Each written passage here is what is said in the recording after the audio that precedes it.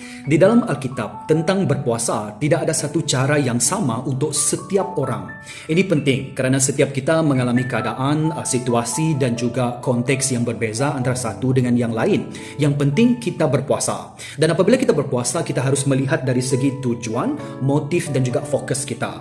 Tujuan kita ialah kita ingin merendahkan diri, motif kita ialah kita ingin menyangkal diri, dan juga fokus kita ingin mencari hadirat Allah. Jadi tentang cara kita berpuasa itu berbeza antara satu dengan yang lain menurut keadaan dan juga konteks setiap kita.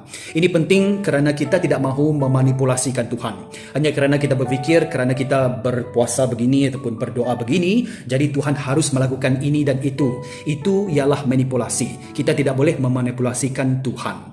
Di dalam Alkitab sekurang-kurangnya ada 3 cara yang umum orang berpuasa. Yang pertama ialah menurut kebiasaan, iaitu orang akan berpuasa daripada makanan kecuali mereka hanya akan minum.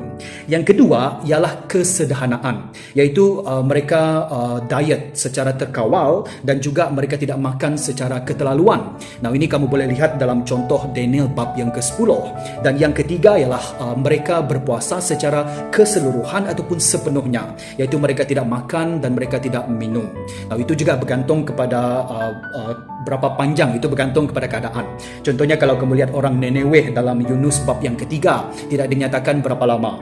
Esther dan juga orang Yahudi yang berada di Susan, Esther bab yang keempat dikatakan dalam 3 minggu. Dan juga Musa dan juga Elia dalam kitab Ulangan dan 1 Raja-Raja, mereka berpuasa selama 40 hari. Jadi tidak ada masa yang ditentukan, tapi yang penting mereka berpuasa. Jadi 3 hal ini kalau kita lihat di dalam Alkitab, yaitu berpuasa menurut kebiasaan, menurut kesederhanaan dan juga secara keseluruhan ataupun sepenuhnya. Ingin saya ingatkan kita tentang mindset apabila orang Kristian berpuasa, kita tidak mahu memanipulasikan Tuhan.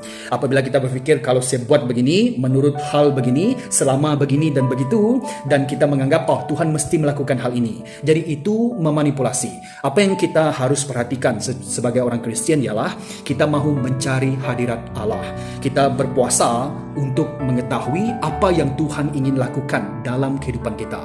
Bukan untuk kita menyuruh Tuhan melakukan ini dan itu. Itu manipulasi.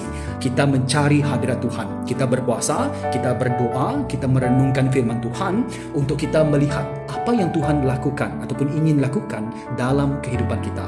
Dengan itu, Tuhanlah yang menjadikan agenda kita di dalam kita berpuasa. Ini berpuasa menurut cara Alkitab.